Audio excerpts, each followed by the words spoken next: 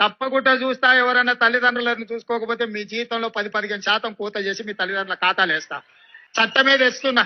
ఆ చట్టాన్ని మీతోనే రాపిస్తా. తల్లిదండ్రులను చూసుకోని వాళ్ళ జీతాల నుంచి 10-15% జీతంలో కోత విధించి మొదటి నాడు మీ అకౌంట్ ఎట్లయితే జీతం పడుతుందో మీ జీతంలో నుంచి ఆడబిడ్డ అయినా మగబిడ్డ అయినా ఆ జీతం తల్లిదండ్రుల ఖాతాలకు పోయేటట్టు ఖాతా తెరిచి మీ జీతాలు మాత్రం అక్కడికి బదిలీ చేస్తా.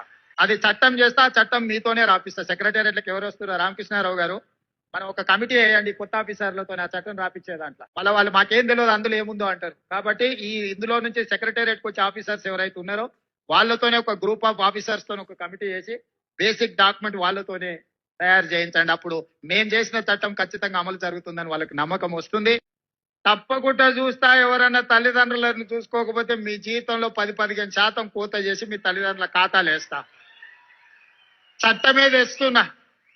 ఆ చట్టాన్ని మీతోనే రాపిస్తా. తల్లిదండ్రులను చూసుకోని వాళ్ళ జీతాల నుంచి 10-15% జీతంలో కోత విధించి మొదటి నాడు మీ అకౌంట్ ఎట్లయితే జీతం పడుతుందో మీ జీతంలో నుంచి ఆడబిడ్డ అయినా మగబిడ్డ అయినా ఆ జీతం తల్లిదండ్రుల ఖాతాలకు పోయేటట్టు ఖాతా తెరిచి మీ జీతాలు మాత్రం అక్కడికి బదిలీ చేస్తా. అది చట్టం చేస్తా. ఆ చట్టం మీతోనే రాపిస్తా. సెక్రటేరియట్లకు ఎవరు వస్తున్నారు? రామకృష్ణారావు గారు, మనం ఒక కమిటీ వేయండి కొత్త ఆఫీసర్లతో ఆ చట్టం రాపించే దాంట్లో.